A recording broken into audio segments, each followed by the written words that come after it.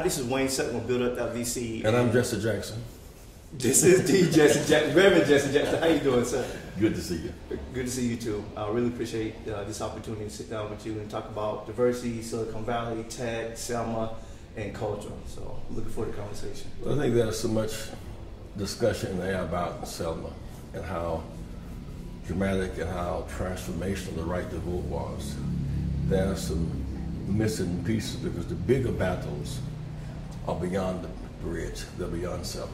Getting the right to vote, we thought we had really made it. We didn't understand that we had 25 years more to go on gerrymandering, where they draw lines, and annexation, at-large, roll purging schemes, the manipulation of census counts, undercounting census. That was 25 years more of struggle. At least we had the protection of what they call Section 4 and Section 5. We had the protection over these schemes. So once we were declared an area to be segregated by race, they could not move the lines or remove the precincts unless they cleared the Department of Justice. And so under that, we made reasonable progress.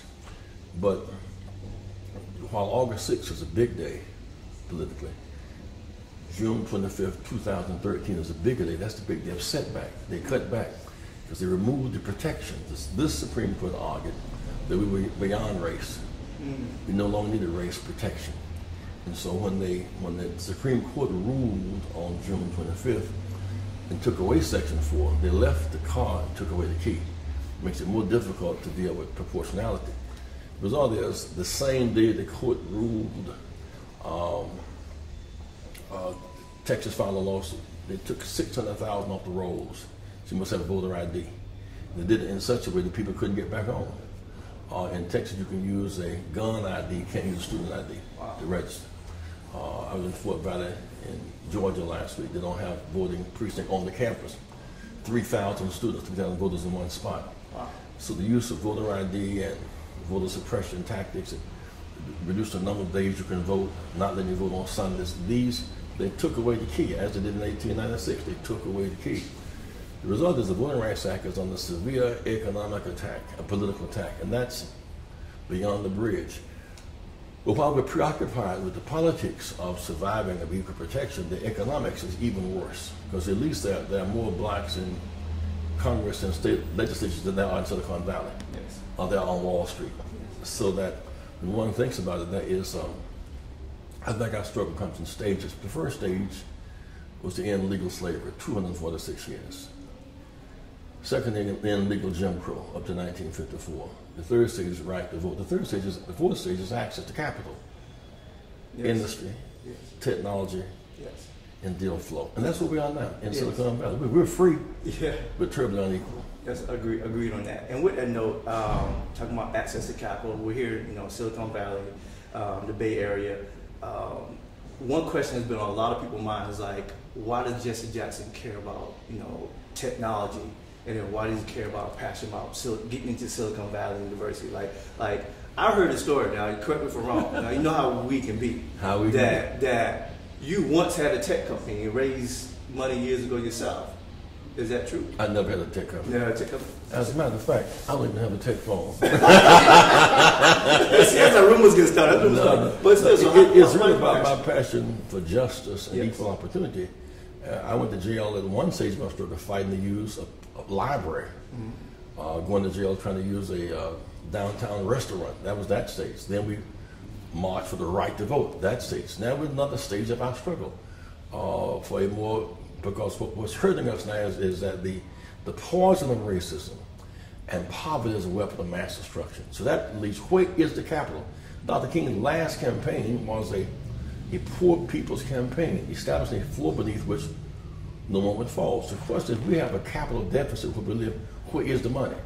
Well, you look at several $1 trillion of offshore tax avoidance money. That's where the money is. And the way the schemes are set up now, it costs so much to bring the money back. They were to leave the money there and borrow money here. When they borrow money for debt offerings, they owe the banks that they got the money from the right to run the service scheme. So if we can't lend the money and can't service the deal, we lock out the deal. Yeah. That is this stage of our struggle. We have a generation of very educated young African Americans and Latinos who who've been to the right schools, they've mastered the right sciences, but they cannot get access to capital. To me, that's a civil right. It is as much a civil right today as fighting for the right to vote was a civil right 50 years ago. Yeah, agreed on that.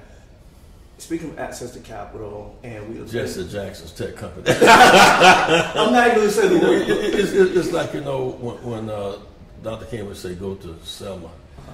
You get the right to vote. Mike King must want to run for office. Yeah. He doesn't want to run for office. Yeah, he's just trying to make change. He's in Birmingham. He's just trying to be showing off for the media. Yeah. So that's foolishness. The fact of the matter is, this whole vast body of the world is driven by technology. Even the garbage man now must use tech. Yes. The cab driver must use tech. Yes. It is, and for many of our youth who have not yet captured STEM, and they can if it prioritizes science, technology, engineering, and math, we must do that. But even if you master that, if the big comes to lock you out, you still can't display what you know. Yeah, I agree on that. Still with the culture of African American, we put a lot of focus on the Silicon Valley Bay Area, but in there's still, my personal opinion, I feel like there's still a lot of things that we can do as a culture of African Americans about better education, focus, priorities. What changes would you like to see in our culture that we make? Well, you know, I have two sides to that. One of them is that we are over-indexing on purchasing and under-indexing on opportunity. We don't have a talent deficit. We have an opportunity deficit. So when we are black to brown, 41% of Twitter, call it Black Twitter. Yes. We don't have a person on the board. That's an insult. Now, if you're insult proof, you won't fight back. You say, that's a terrible thing. At what point do you fight back? You win not just because you're right, but also because you fight. We've never lost a battle we fought, and never won a battle unless we fought. We're not fighting to open up these economic doors. What does it mean to me? It means that you can have expansion, that you can hire people, you can fulfill your dreams. That was always a struggle, the equal opportunity to fulfill our dreams. The big companies, of the 20 top in Silicon Valley, 189 board members, 36 white women, 3 blacks and 1 Latino. It's an insult level. We're the back of the Silicon Valley bus. Yeah. We must fight to have equal protection under the law. And they don't honor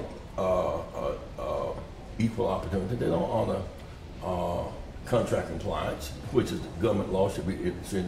And rather than hire a youth in Oakland or in the Bay, they bring in youth from foreign countries. They say, well, our kids don't know STEM. We'll teach them. So now we're putting a focus on teach our kids STEM.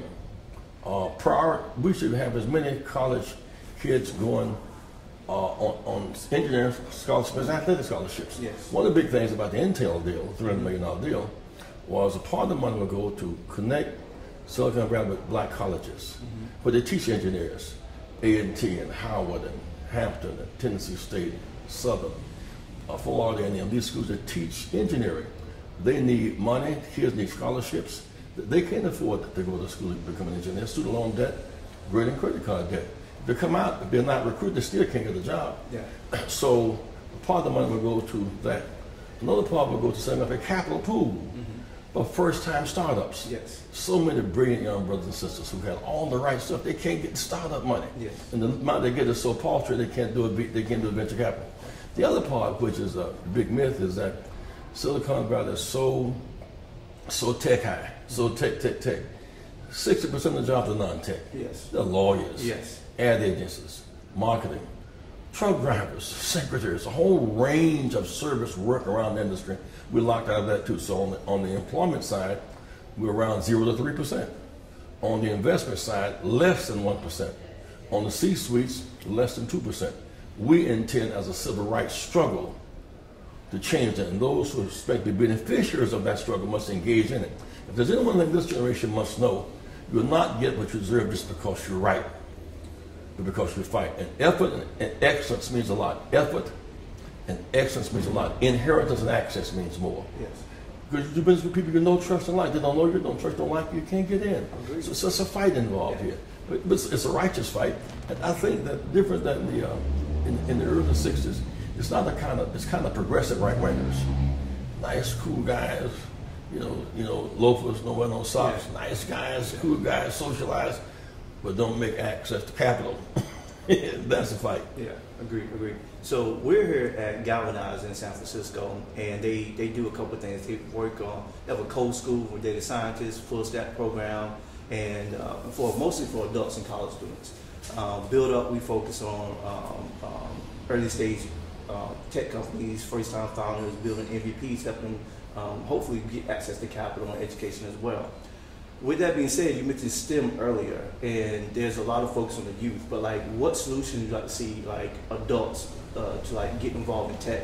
Is it take courses like It's never too late to learn the scheme. I mean, how can I put this? One brother has a company he called Vision. He was in prison. We've been fighting for a long time on the overcharging of prison collect calls, like $15 for 5 minutes. Just exploiting because you're in jail and you have to call collect. Your grandparents really can't say no and can't afford to say yes, so you're trapped. He figured out a way to hook up the telephone system on the internet so it didn't cost anything. He just figured, once he understood code and apps, he just, and then he got some venture capital, and then he's in business. Another guy I know who was in jail for several years because his thing was breaking in cars. He figured out a way you couldn't break in cars. So you turn these minuses into pluses, you know, and turn crises into opportunities. So there's a whole world of STEM app, code app possibilities, and that's why people like yourself must be a part of transmitting this message and us getting to know each other. One thing I found to be, well, astonishing, I think is the right word. I go to Atlanta, there's Silicon Atlanta, trying to do and then Silicon Chicago, there's Black Silicon in Harlem, and then in LA. And the one thing they have in common, they have the capacity, can't get the money, and don't know each other. So part of what we're doing is connecting the family and leveraging these companies who need our investment, who need government investment to create doors, open doors for us. Great. You know, that's great work you're doing with Rainbow Push on that movement. You had an opportunity to meet some of the like amazing tech leaders in Silicon Valley and the world. You know, from Tim Cook to Microsoft new founder, new CEO, and out of all those tech leaders, which one you felt like is going to make the change to impact their culture and their workforce? Well, Brzezinski at Intel seemed to be on fire. I mean, first we challenged the companies to make available their EO1 reports. They wouldn't do it. They said it would be a competitive disadvantage. So they got together and filed a lawsuit. And they won the right not to make the information available. So we bought shares of stock. Went around that process. So I go to the HP meeting and say, Ms. Meg, our company has about 25% black and brown people. None of them are on our board. And none of them are our lawyers. In other words, the shareholders meeting is a meeting we have a right to. And the question we raise cannot be said no to, cannot be ignored. And so once Intel had been there for a long time, but once Google fell in line, exposing the information, they exposed how bad it was, but at least they exposed it. Then 25 companies fell in line. The next was a follow-up meeting at Intel where we began to lay out, now that you see that you are less than 1% on investment and less than 3% on employment, let's now talk about goals, targets, and timetables for inclusion. The good news is when you relate to African Americans and Latinos, it's not the cost of doing business, it's value added. We represent money, market, talent, location, and growth. We didn't know how good baseball could be till everybody could play. And so to me, they're like one-eyed quarterbacks. They can't see the market. They can't find black engineers. I can find them. A&T graduated 37 last year. I can find them. Southern University graduates them. Math majors, Morehouse and Spelman graduates them. So that part of the thing is opening these doors and pushing it forward. That's what Rainbow Push and Jesse Jackson's doing in Silicon Valley. That's great. And we want East Palo Alto and Oakland to become model cities of the exhibit. So we don't need to have a body of some of the highest homeless rates in America is in East Palo Alto. Right in the oasis of poverty, you look at Ocean of Plenty. And the same is true with Oakland and San Francisco. We intend together to break that up. For all the right reasons. Agreed. So it is Black History Month, and it's a time, you know, personal for a lot of us, and I know for you, with your journey holds a dear heart, dear meaning to you. With everything you've done and your historic past and still future, what has been your biggest, what's your most memorable moment of Black History Month? Oh boy, you know, when I grew up, it was very superficial. It was 3 or 4 Black iconic figures. It was George Washington Carver, you know, what all he did with the peanut, revived the Southern economy and got nothing for it, really. It was General B.O. Davis. It was a Black who made a breakthrough. It was Jackie Robinson. It was Joe Louis. But now there's an attempt to begin to institutionalize the memory of the African fact in America. There's no white history in America without Black history, and vice versa. It is this relationship between freed men and enslaved people coming together, creating a new country. We are not parasites, we are hosts, co-hosts of making the nation great. It is like, what I'm trying to get young African Americans to do is to learn the timeline and the significance of dates. This past Saturday, 150th anniversary of our freedom, the 13th Amendment, I searched the channels and I saw no church discussing the 150th anniversary. I saw no demonstration celebrating 150 years after 246 years in slavery. That's not an immigrant tradition. In slavery, we were held back by law 246 years and then held back another 150 years. That's why we're so far behind today. We were held back by law and by culture and by lack of education, lack of access, lack of inheritance. And so these dates, 1619 to 1865, matter. 1870, the right to vote. By 1877, they could have deal diminished. In 1896, they took it back. These dates matter. 1954, Thurgood Marshall matters. The 64 Civil Rights Act matters. The right to vote matters. So even just to have a rhythm of what time it is, what down it is, and who has the ball, just to begin to take our history seriously and not reduce it to personal success or personal failures. It's about the information that we dare dig deeply into. That's great. In rapping, anything you just like, words of advice for, myself or either, the people watching our video show online, in terms of like. I think the most important thing is that you can't make it just because you're smart, and being smart matters. You have to have organized smartness. You have to have power. You have to have people, power, program, progress. People. You have to matter to other people other than just yourself. People, which bring power. You have a program, we have progress. Now, that's a certain kind of rhythm I think through in my own mind. And so that I see all these very highly trained African Americans who've been to all the right schools, whose classmates can get access to capital.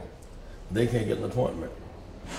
That means that we got to have the power. In the biblical time, when God told Noah was going to rain and going to be a flood, he didn't say take swimming lessons. He said build an ark, build an infrastructure that can get you across the water. You might can swim because you're bright, you're brilliant, but you can't swim 40 days and 40 nights without stopping. You need a boat. You need an infrastructure, and that's what we're trying to organize here in San Francisco in the greater Bay Area, is take these talented young people and create an infrastructure. I met several tech groups, 25 to 40 crowd, and asked them what organization were they a member of, or what civil rights organization, and none, because they're trying to swim and make it, but we've always made it on the wings, on the thrust of the masses of us, and so we must hook up this young talent, this brilliant talent, to the masses of us, and that combination is a winner. I repeat, we've never lost a battle we fought. I never won a battle unless we fought. When we fight, we win. Agreed. Okay. Well, Reverend Jesse Jackson, thank you for your time. Thank you. All right.